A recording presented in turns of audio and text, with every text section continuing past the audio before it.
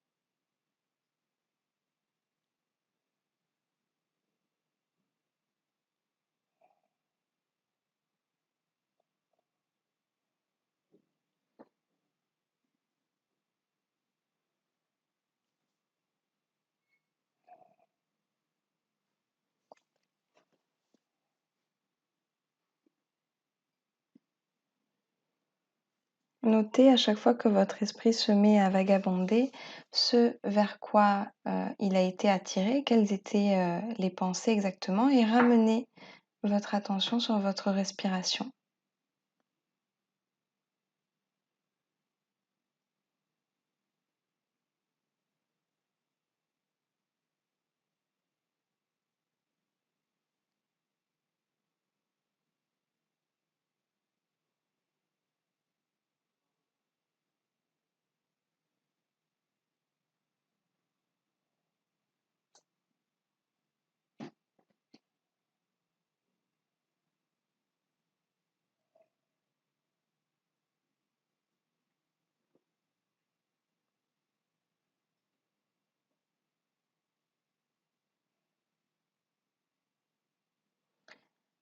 Maintenant, tout en gardant les yeux fermés, vous allez vous répétez mentalement votre prénom dans votre tête. Et vous allez le faire pendant encore 1 minute 30 jusqu'à ce que vous entendiez les 3 sons du bol tibétain.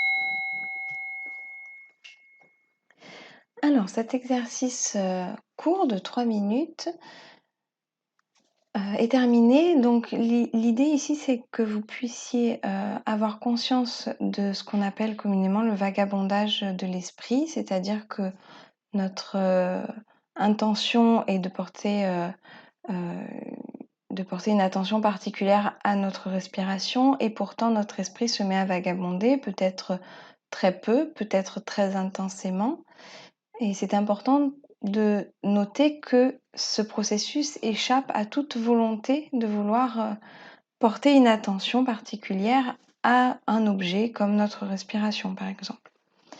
Dans la deuxième partie de l'exercice, normalement, lorsque je vous ai demandé de répéter mentalement votre prénom dans votre tête, vous avez peut-être pu observer que le vagabondage de l'esprit était moins intense puisque nous sommes dans un processus attentionnel un peu plus coûteux. Alors, nous revenons à la thématique du cours, la pleine conscience. La pleine conscience fait partie de la troisième vague des thérapies cognitives et comportementales, comme par exemple les thérapies d'acceptation et d'engagement. La troisième vague, elle succède à la première vague dite comportementale et à la deuxième vague dite cognitive, sans pour autant les exclure, mais en enrichissant les moyens thérapeutiques de ces deux premières techniques cognitives donc, et comportementales.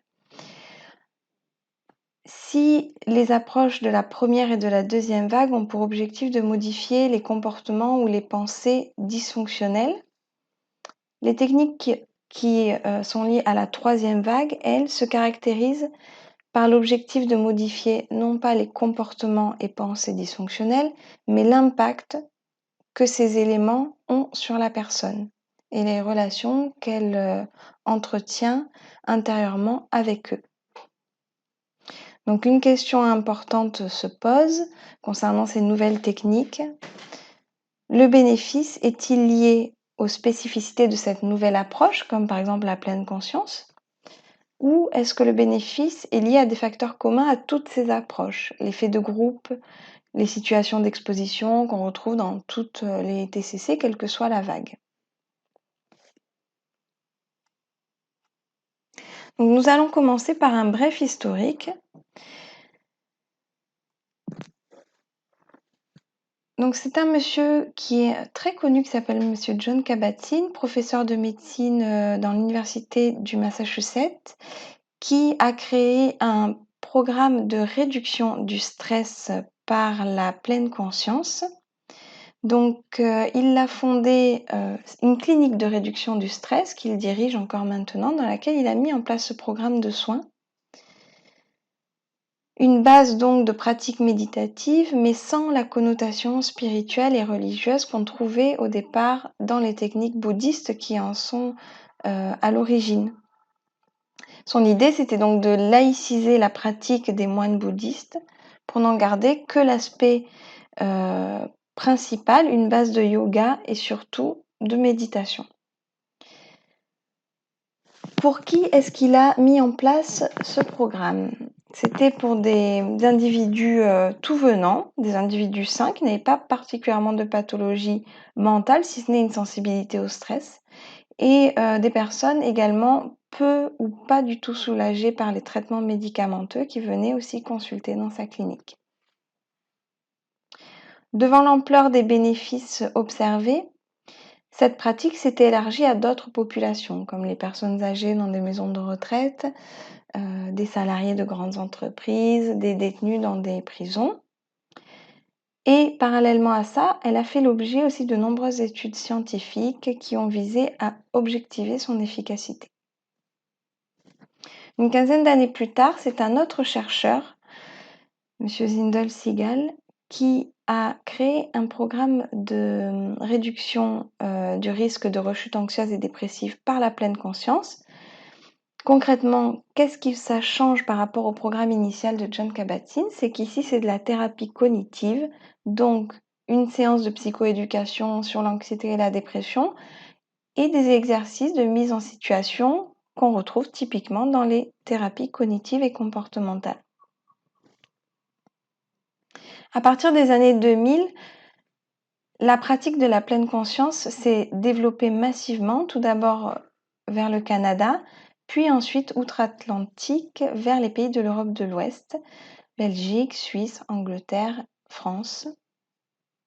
Et c'est à partir des années 2010 qu'il y a eu un vrai boom, qu'on a commencé à entendre parler de cette pratique méditative, puisque le programme s'est adapté à d'autres publics que les anxieux et les dépressifs, par exemple les enfants, les adolescents, les personnes qui souffrent d'addiction, de troubles du comportement alimentaire, de stress post-traumatique, de douleurs chroniques, de troubles du sommeil, d'hyperactivité, de troubles de l'attention, etc. Vous pouvez retrouver beaucoup de ces études sur le site Sciences Direct. Vous tapez tout simplement pleine conscience et vous trouverez beaucoup d'articles en français.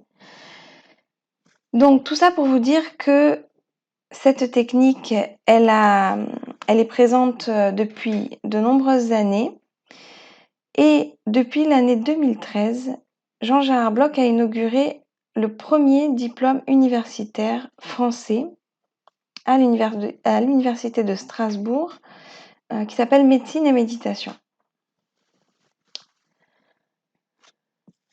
Alors, la pleine conscience, qu'est-ce que c'est? C'est une attitude apaisée vis-à-vis de nos pensées et de nos émotions, comme je vous le disais tout à l'heure en introduction, sans chercher à modifier le modèle cognitif qui en est à l'origine, mais plutôt en essayant du mieux possible d'adopter une attention de chaque instant, une attention bienveillante. Un moine bouddhiste très connu a écrit « S'asseoir en méditation, ce n'est pas seulement penser ou réfléchir, mais ce n'est pas non plus rester immobile comme un tronc d'arbre. » Alors comment éviter ces deux extrêmes que sont la conceptualisation et l'inertie? La solution demeure dans le sein de l'expérience de la réalité sous la lumière de la pleine conscience. Ce qui signifie que la solution, c'est la pratique régulière.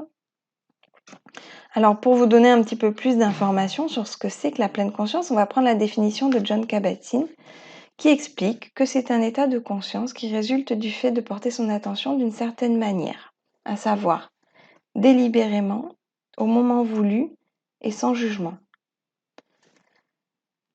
L'équipe de Bishop est allée un petit peu plus loin dans la définition en expliquant que c'est une compétence métacognitive constituée de deux choses, l'autorégulation de l'attention et l'orientation vers l'expérience. L'autorégulation de l'attention, elle implique trois compétences attentionnelles.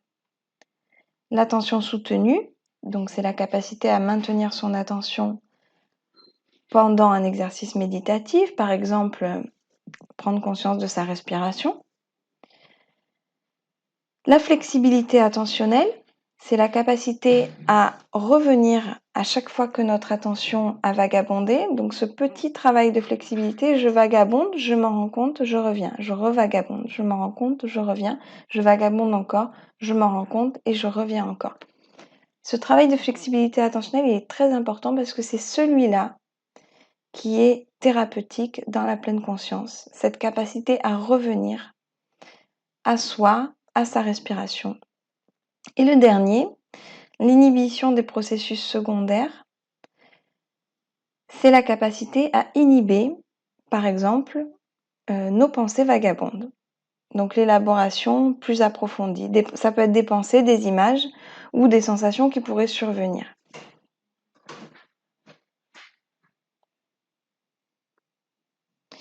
Donc vous l'avez compris, la pleine conscience est un exercice mental très puissant qui consiste à entraîner son esprit à focaliser son attention sur un objet précis, par exemple la respiration. L'intention, c'est de maintenir son attention sur cet objet, et vous en avez peut-être fait l'expérience en début de cours. Maintenir son attention sur la respiration de façon maintenue sans vagabonder, c'est quasiment impossible, à moins d'être un moine bouddhiste très expérimenté. Pourquoi c'est impossible? Parce que l'esprit se détache sans cesse de notre respiration, par exemple, pour vagabonder. C'est ce qu'on appelle le pilotage automatique. Le pilotage automatique, c'est quand vous terminez de lire une page et que vous vous rendez compte que vous n'avez absolument rien lu. Et donc, vous relisez la page. Ça, c'est du pilotage automatique. Le pilotage automatique, c'est quand mon corps fait quelque chose, par exemple, il est en position de lire un livre, mais que mon esprit fait autre chose, qu'il vagabonde dans ses propres pensées, par exemple. Donc tout l'exercice ici consiste à prendre conscience de ce vagabondage et à ramener notre attention, à chaque fois que ce sera nécessaire, sur l'objet, par exemple notre respiration. Un exercice finalement extrêmement exigeant. Selon les auteurs américains, comme toute autre activité mentale intense, la méditation stimulerait ainsi la genèse neuronale et la connexion entre les neurones, ces micro-changements anatomiques aboutissant à un gain global de matière grise qui compenserait la perte due à l'âge.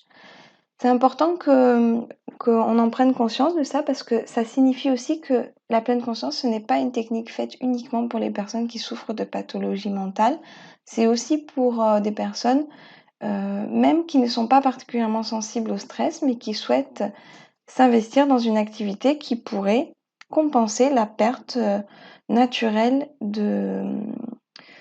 neuronale liée à l'âge.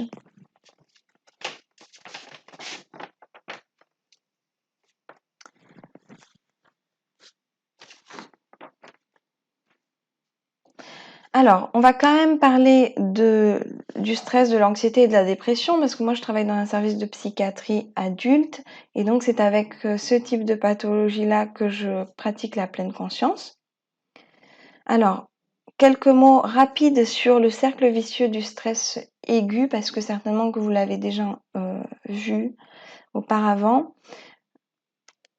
Concrètement, un événement stressant va provoquer des pensées et des émotions. C'est difficile de dire si c'est la pensée ou l'émotion qui survient en même temps. Il peut arriver aussi que ça soit les deux en même temps. Donc j'ai mis des petites flèches autour parce que l'idée c'est de comprendre qu'en fait elles s'auto-alimentent l'une l'autre jusqu'à l'arrivée d'un comportement souvent inadapté, sinon on ne parlerait pas de cercle vicieux. Par exemple, j'ai un stress au travail.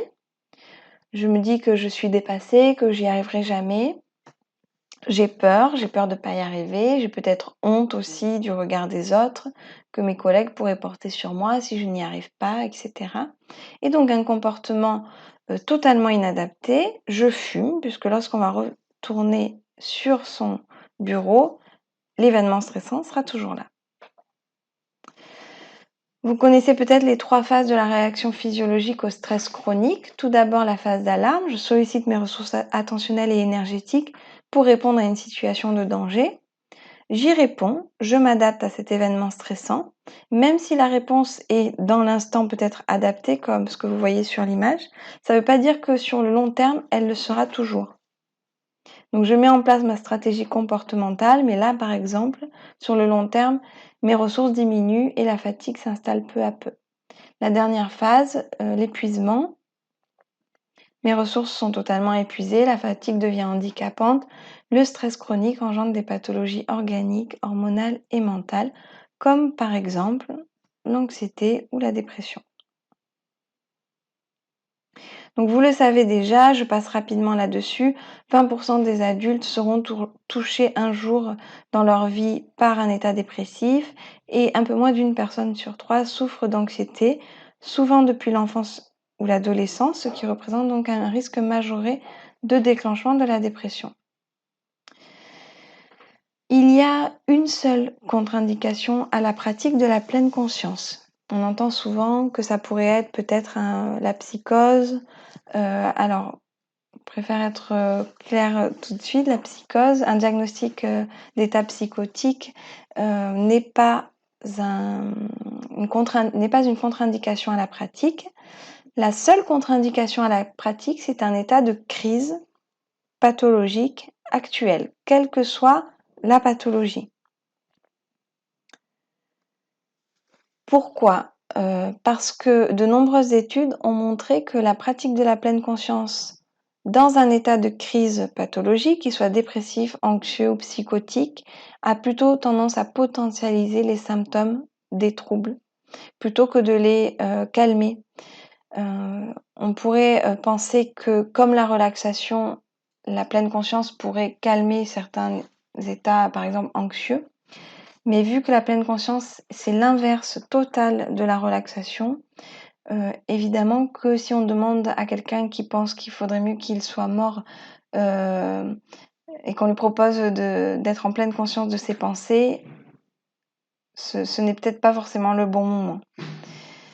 Et ça me permet de vous répéter que voilà, la pleine conscience, ce n'est pas une technique de relaxation, c'est une technique qui vise à être présent à soi-même, à son corps, à ce qu'il se passe, sans chercher particulièrement à se calmer, sans chercher à se détendre. D'autant plus que par rapport à cette contre-indication, le travail à domicile va être extrêmement important lorsqu'on commence une thérapie de pleine conscience. Mais cette réussite de la thérapie dépend entièrement du temps et de la volonté des participants à s'investir dans cette nouvelle technique cognitive et comportementale. On demande 45 minutes à 1 heure de pratique journalière pendant les 2 mois de la thérapie. En tant qu'enseignant, on sait que c'est extrêmement difficile d'extraire une telle quantité de temps pour les participants, surtout pour quelque chose de nouveau dans leur vie, qui en plus n'a même pas d'intérêt de relaxation ou de calme. Donc au début, on ne comprend pas trop pourquoi on pratique et on va y venir. Donc c'est difficile de trouver le temps, c'est difficile de trouver l'énergie. Je vous ai dit tout à l'heure que c'était un exercice mental assez puissant qui est coûteux cognitivement pour les personnes qui s'y investissent. Et lorsqu'on arrive à trouver le temps et l'énergie, il faut encore trouver la motivation de le faire. Donc c'est vraiment pas évident. Quels sont les impacts physiologiques et psychologiques de la pleine conscience sur le corps? Le corps et le psychisme, évidemment. Alors, il y a des effets à court terme. Donc, concrètement, on demande à la personne de se focaliser sur ses 5 sens en pratique, mais aussi sur sa respiration et sur des sensations corporelles internes. Et la pleine conscience consiste donc à observer ce qui se passe sans filtre. On prend ce qui vient, comme ça vient. Sans jugement, on ne décide pas si c'est mal ou bien, si c'est agréable ou désagréable, ça s'appelle du vagabondage. Et sans attente, on ne cherche rien de précis lorsqu'on pratique. Ce qui peut sembler très paradoxal, mais c'est le cas et je vous expliquerai pourquoi plus tard.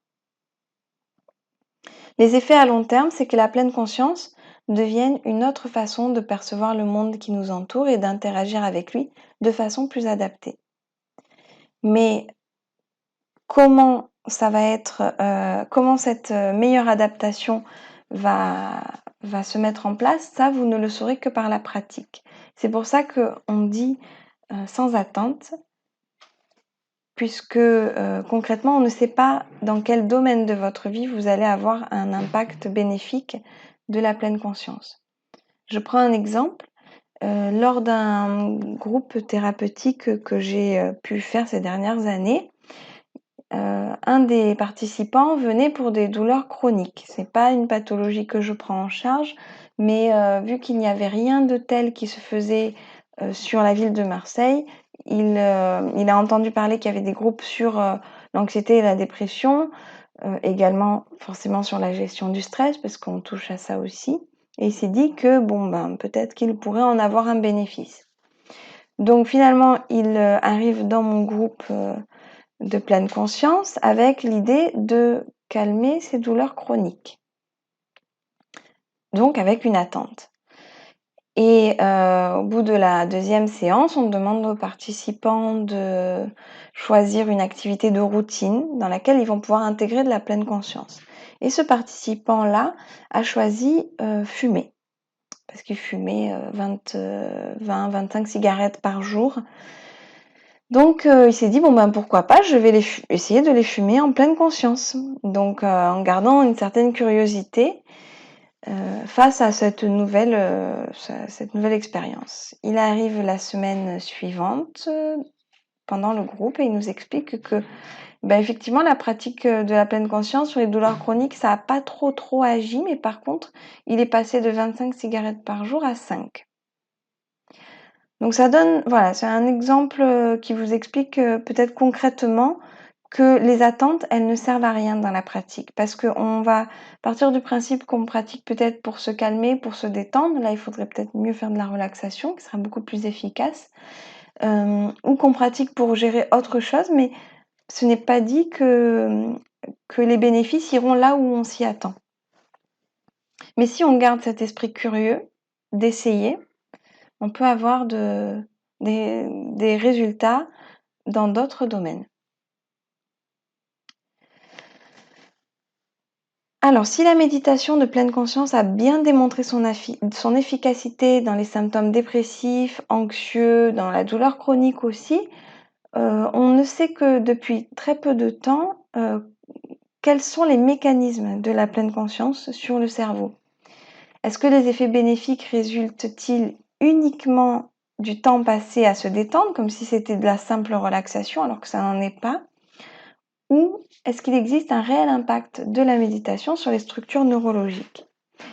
Vous pouvez aller chercher l'étude de Britta Holzel, que vous voyez, donc vous voyez le titre ici sur ce diapo. Elle a décrit le mécanisme neuronal en jeu dans la méditation de pleine conscience. Je vais vous le décrire brièvement.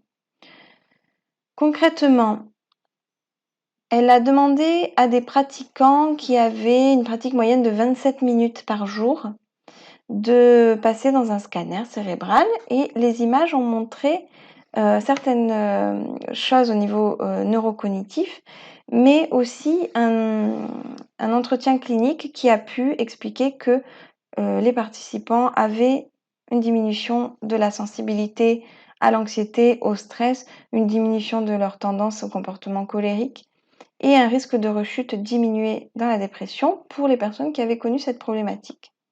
Sur le plan neuroanatomique, on retrouve une augmentation de la densité de matière grise dans l'hippocampe, donc centre de la mémoire et des apprentissages, et dans les structures frontales, qui correspond à la conscience de soi, l'empathie, l'introspection. Parallèlement à ça, elle a observé une diminution de la densité de matière grise dans l'amygdale chez les participants qui ont bien voulu se prêter au jeu. Donc l'amygdale, centre des émotions. Elle a mis en évidence également une augmentation du nombre de connexions entre l'amygdale et les structures frontales. Concrètement, qu'est-ce que ça veut dire? Ça veut dire que l'information passe préférentiellement par les zones du cerveau qui sont liées à la réflexion lorsque l'amygdale s'active en situation de stress, plutôt que de donner lieu automatiquement à des comportements souvent impulsifs et inadaptés, comme on le voit dans la pathologie mentale, mais aussi comme on le voit tout à fait régulièrement chez le sujet sain. Qu'est-ce que ça veut dire? Ça veut dire que finalement, il n'est pas nécessaire d'être un pratiquant surentraîné pour bénéficier des effets de la méditation de pleine conscience. Cette étude, par exemple, montre bien, d'une part, la plasticité du cerveau, avec un impact neurologique de la pleine conscience, et d'autre part, Britta Holzel commente elle-même, elle dit « Il est fascinant de constater la plasticité du cerveau et qu'en pratiquant la méditation, nous pouvons jouer un rôle actif pour le changer et accroître notre bien-être et notre qualité de vie. » Tout simplement, je vous l'ai dit tout à l'heure en début de cours, avec l'âge, la matière grise se réduisant petit à petit, la pratique méditative joue un rôle important contre le vieillissement de notre cerveau, au même titre que d'autres activités mentales intenses, et que cela c'est accessible à tout le monde, pas forcément aux personnes qui connaissent ou ont connu la pathologie psychiatrique. Une autre étude a montré que pour les participants qui ont eu accès au programme MBSR, donc le premier programme de John Kabat-Zinn de réduction du stress, avec une pratique régulière quotidienne de 30 minutes, on a mis en évidence chez eux un renforcement du système immunitaire, de meilleures facultés d'attention, une accélération de la guérison de maladies auto-immunes telles que le psoriasis, et une diminution aussi de la tension artérielle pour les personnes qui souffraient d'hypertension artérielle. Vous connaissez sans doute Mathieu Ricard qui s'est prêté aussi à ce type d'expérimentation. Il dit: il importe de souligner à quel point la méditation et l'entraînement de l'esprit peuvent changer une vie. Nous avons tendance à sous-estimer le pouvoir de transformation de notre esprit et les répercussions que cette révolution intérieure, douce et profonde, peut avoir sur la qualité de notre vécu. On va aller un petit peu plus loin dans l'explication de ce qu'il se passe dans notre cerveau lorsqu'on médite. Wendy Hazenkamp, qui est neuroscientifique à l'université d'Atlanta, et son équipe ont demandé à des méditants expérimentés de pratiquer pendant 20 minutes allongés dans un scanner et d'appuyer sur un bouton chaque fois qu'ils prenaient conscience que leur esprit s'échappait. Le résultat, c'est que l'équipe de Wendy Hazenkamp a découvert que le cerveau traversait un cycle de 4 phases, identifiables par l'activation de 4 réseaux neuronaux différents. Et ce cycle cognitif se répète chaque fois que la personne se met à vagabonder, donc maintes fois durant la séance de méditation, modifiant ainsi son état de conscience et finissant par déclencher un état de bien-être. Bien que, je vous le répète, le bien-être n'est pas une finalité obligatoire, ce n'est qu'un bénéfice secondaire, mais en tout cas, eux, ils ont observé ça. Quelles sont ces 4 phases? La première, qui est appelée vagabondage mental, c'est l'activation de l'insula. Donc le participant se met à vagabonder et l'insula se met en route. L'insula est associée aux fonctions limbiques. Je vous l'ai dit tout à l'heure, entre pensée et émotion, c'est difficile de savoir laquelle arrive en premier et elles s'auto-alimentent l'une l'autre. Donc c'est tout à fait normal qu'au moment du vagabondage mental, ce soit une zone liée au fonctionnement limbique qui s'active. Ensuite, en étape 2, c'est la prise de conscience du vagabondage chez le participant. Le cortex singulaire antérieur s'active. Il est associé au contrôle cognitif. Donc, d'où la prise de conscience de ce vagabondage. La troisième étape, cette fois-ci, c'est le cortex préfrontal latéral qui s'active, lié au raisonnement et au fonctionnement exécutif. Concrètement, qu'est-ce que ça veut dire? Ça veut dire que le participant cherche la marche à suivre, la stratégie à adopter face à cette situation de vagabondage. Et la quatrième étape, la plus importante, c'est la refocalisation sur l'objet de départ, par exemple la respiration. C'est le cortex préfrontal dorsolatéral, cette fois-ci, qui se met en route, lié au maintien de l'attention et à la régulation de l'action. Cette étape numéro 4, c'est vraiment la plus importante. C'est ce que je vous disais tout à l'heure quand je vous parlais de flexibilité attentionnelle, cette capacité à revenir à son corps ou à sa respiration, peu importe, mais à revenir à l'instant présent. C'est la partie la plus importante, c'est ce qui est vraiment thérapeutique dans la pleine conscience, c'est je reviens, autant de fois que nécessaire, je me refocalise sur mon corps. Le cortex préfrontal dorsolatéral, c'est une des rares zones du cerveau qui se désactive complètement lors du sommeil paradoxal. Et c'est important de le savoir parce que De nombreux participants ont tendance à s'endormir pendant la pratique et en fait, quand on s'endort, on passe totalement à côté de la partie la plus importante de la pratique, c'est l'activation de ce cortex préfrontal dorsolatéral. Donc, on passe à autre chose maintenant. Quelles sont les vertus que l'on cherche à développer dans la pleine conscience? Il y en a 6. Le non-jugement vis-à-vis de l'expérience elle-même, qu'on ne juge pas comme bonne ou mauvaise, agréable ou désagréable, et le non-jugement vis-à-vis de soi. J'y arrive pas, aujourd'hui j'ai beaucoup vagabondé, j'y arriverai jamais, c'est pas fait pour moi, etc. Ça, c'est du vagabondage de l'esprit, et quand ça survient, on recentre notre attention. L'idée, c'est d'essayer de développer cette vertu de non-jugement.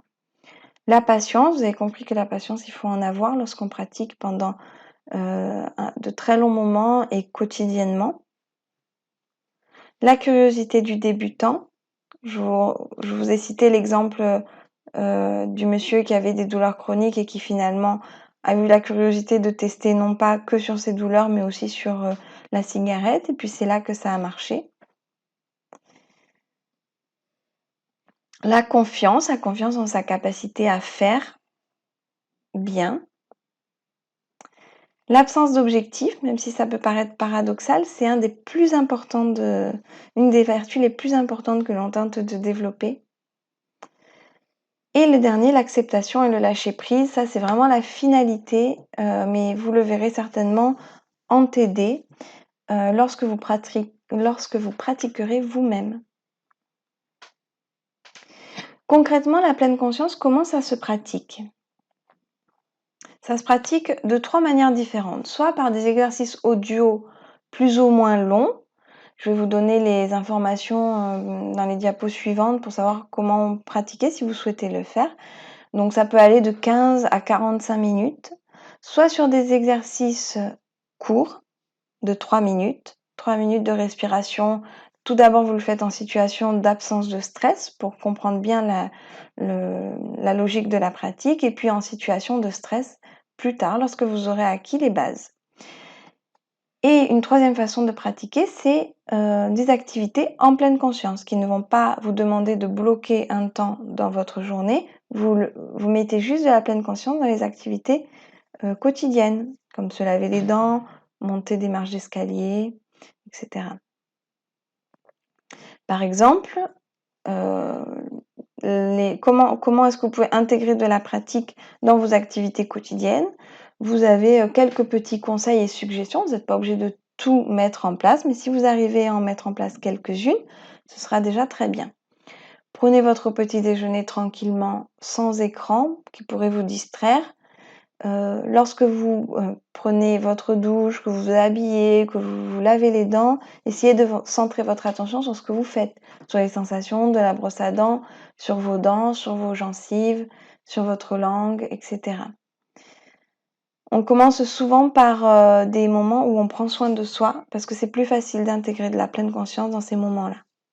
Lorsque vous êtes à l'extérieur, que vous marchez, par exemple, essayez d'harmoniser vos pas à votre rythme respiratoire. Lorsque vous êtes en voiture et que vous vous êtes arrêté à un feu, profitez de ces quelques secondes pour intégrer de la pleine conscience. Regardez autour de vous les couleurs, le nombre de personnes, l'architecture, la végétation, etc. Et là, vous avez encore d'autres petites choses que vous pouvez essayer de mettre en place dans votre vie quotidienne.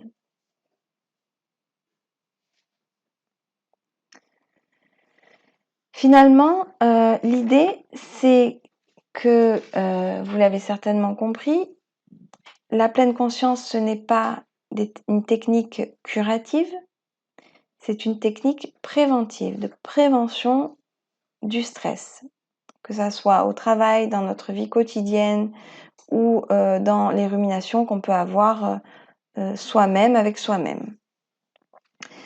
Une fois que les personnes commencent à pratiquer, on leur dit de pas oublier le conseil de Jon Kabat-Zinn qui consiste à tisser son parachute chaque jour plutôt que de laisser cela pour le moment où vous devrez sauter de l'avion.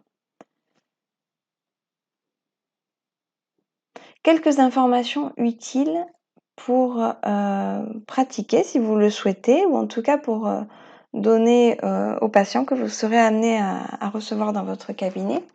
Vous pouvez aller sur le site francophone de la pleine conscience pour récupérer des fichiers audio gratuits que vous pouvez télécharger. Donc vous avez différents onglets, adultes, enfants, ados, etc. Donc vous allez sur adultes, ensuite sur l'onglet matériel, et là vous pouvez récupérer ces fichiers audio gratuitement avec différentes voix. Si vous vous lassez de certaines voix, vous pouvez changer. Sur le site de l'association pour le développement de la mindfulness, vous avez sur le petit onglet à droite, dernières nouvelles, toutes les informations concernant ce qui se fait autour de la pleine conscience. Ça peut être des formations, des congrès, ça peut être des journées d'initiation, enfin voilà. Vous trouverez pas mal d'informations là-dessus. Vous pouvez aller sur le site, sur YouTube, sur la chaîne de l'association avec laquelle on travaille étroitement dans le service du professeur Lançon, la chaîne Solidarité Réhabilitation, et là vous trouverez pas mal de choses. Par exemple, nous avons fait un congrès de pleine conscience où vous pourrez trouver toutes les vidéos du congrès et plein d'autres choses sur plein de thématiques différentes. Vous pouvez également venir pratiquer avec nous sur le pôle de la conception au cours des séances de 30 minutes gratuites et ouvertes à tous. Vous pouvez venir quand vous voulez sans prévenir ni de votre absence ni de votre présence. C'est tous les lundis et les jeudis de 12h15 à 12h45 sur le pôle de psychiatrie de la conception.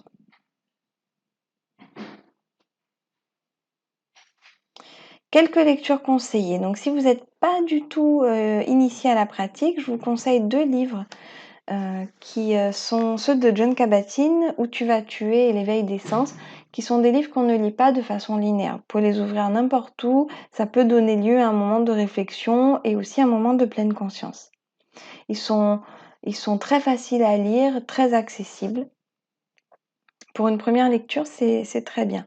Ensuite, pour aller un petit peu plus loin, vous avez par exemple Cerveau et méditation de Mathieu Ricard, les livres de Christophe André qui sont une valeur sûre, et pour ceux qui voudraient pratiquer avec leurs enfants ou avec des enfants, vous avez Calme et attentif comme une grenouille. Donc c'est pas fait pour que les enfants pratiquent seuls, je vous le répète, c'est fait pour qu'un adulte puisse guider l'enfant dans sa pratique. Donc tout ça, ce sont des livres plutôt psychopédagogiques.